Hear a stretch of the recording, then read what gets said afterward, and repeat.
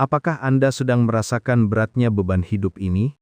Sudah bekerja keras dari pagi hingga malam, sudah berjuang dengan gigih. Tapi rezeki terasa begitu sulit dan dipandang sebelah mata. Sebagai seorang kepala keluarga, tidak ada yang lebih menyakitkan daripada merasa tidak dihargai, padahal Anda sudah berjuang sekuat tenaga. Tapi tahukah Anda bahwa ada satu amalan yang diajarkan para ulama, mampu membuka pintu-pintu rezeki yang tertutup? Amalan itu adalah Assalamualaikum warahmatullahi wabarakatuh. Alhamdulillah. Segala puji bagi Allah yang Maha Pemberi rezeki. Semoga Allah senantiasa melapangkan jalan rezeki kita dan mengangkat derajat kita di dunia dan akhirat. Salawat dan salam semoga senantiasa tercurah kepada junjungan kita, Nabi Muhammad SAW, keluarga beliau, para sahabat, dan kita semua yang mengikuti jejak beliau hingga akhir zaman. Sempatkan menulis salawat untuk Nabi Muhammad SAW dan juga doa para sahabat di kolom komentar. Insya Allah dengan bacaan salawat tersebut, kelak kita diakui sebagai umatnya. Dan doa yang kita panjatkan, Allah kabulkan. Amin. Sahabat doa sapar yang dirahmati Allah, kita hidup di zaman yang penuh tantangan. Kita para kepala keluarga sudah dididik menjadi pribadi yang tangguh. Berangkat pagi, pulang larut malam. Kita korbankan waktu istirahat, waktu bersama keluarga. Kita tidak berbuat curang, kita tidak menipu, kita bekerja dengan jujur.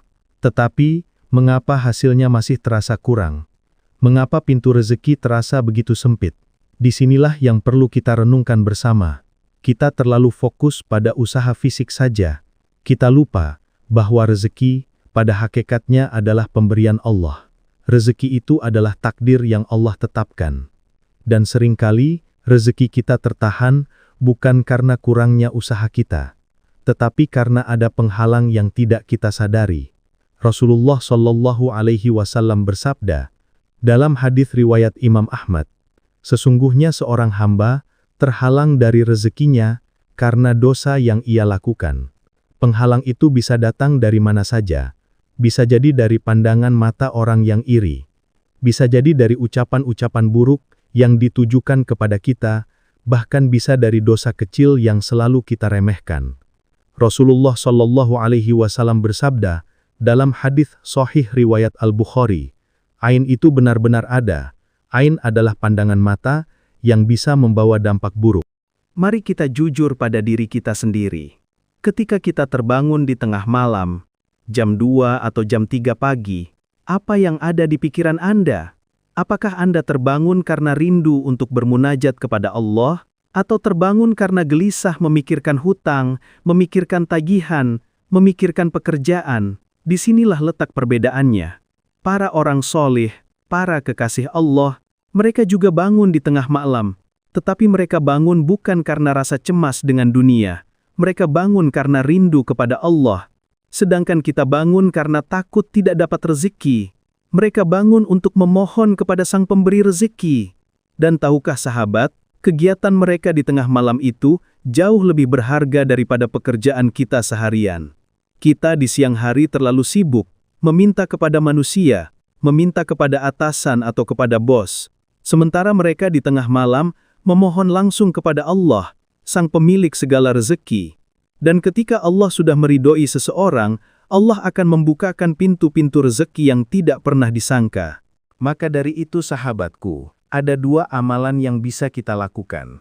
Dua amalan yang diajarkan oleh para ulama untuk membersihkan diri kita dari gangguan-gangguan yang mungkin menghalangi datangnya rezeki kita. Amalan yang pertama adalah ruqyah mandiri dengan air dan garam. Rasulullah SAW bersabda dalam hadis riwayat Ad-Darimi, surat Al-Fatihah adalah obat dari segala penyakit. Maka para ulama mengajarkan kita untuk membacakan surat Al-Fatihah sebanyak 41 kali ke dalam segelas air yang sudah diberi sedikit garam. Garam secara alami memiliki sifat pembersih.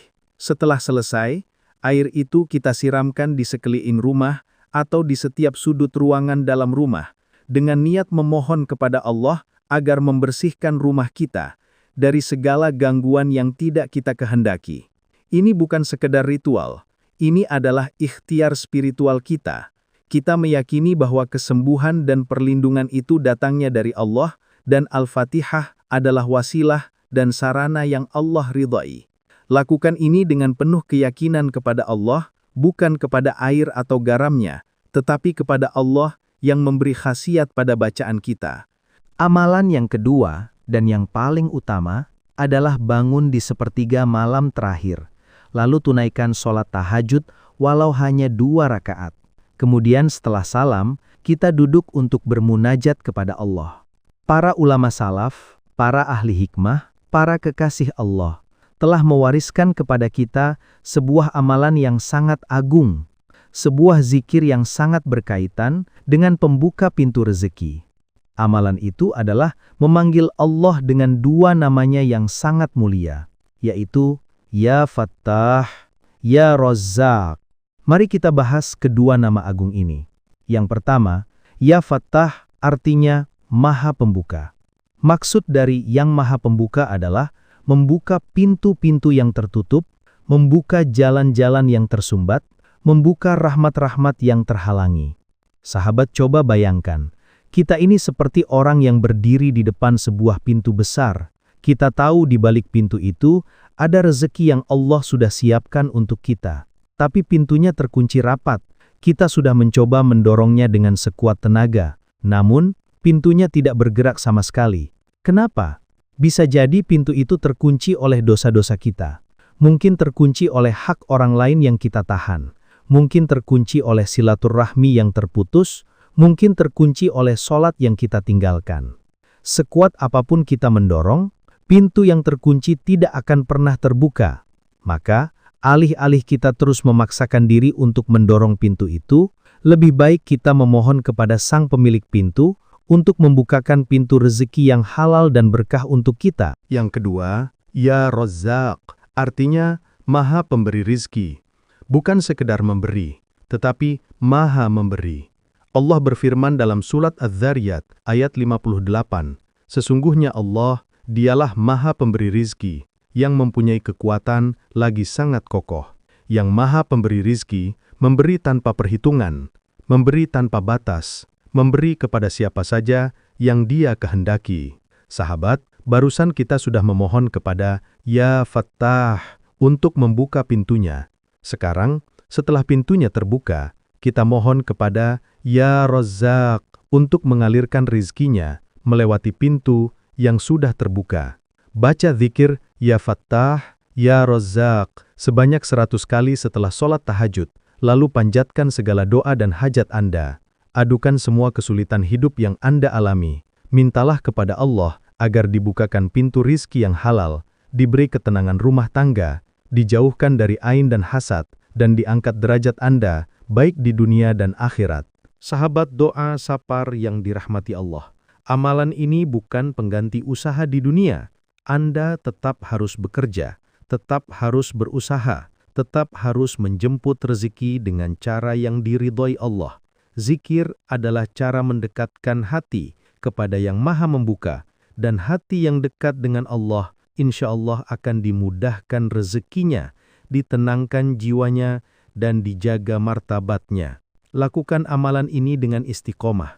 Jangan berharap hasil instan, tetapi yakinlah bahwa Allah Maha mendengar dan Maha mengabulkan doa hambanya. Insya Allah, pintu-pintu rezeki akan terbuka dengan cara yang tidak pernah kita duga sebelumnya.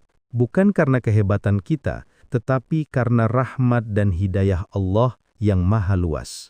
Semoga Allah mudahkan langkah hidup kita semua, melapangkan rezeki kita, diberikan kemudahan dalam segala urusan, diberkahi apa yang kita miliki. Semoga Allah melindungi keluarga dan rumah Anda dari segala energi buruk dan mengangkat derajat kita di dunia dan di akhirat. Amin ya Rabbal Alamin. Wassalamualaikum warahmatullahi wabarakatuh.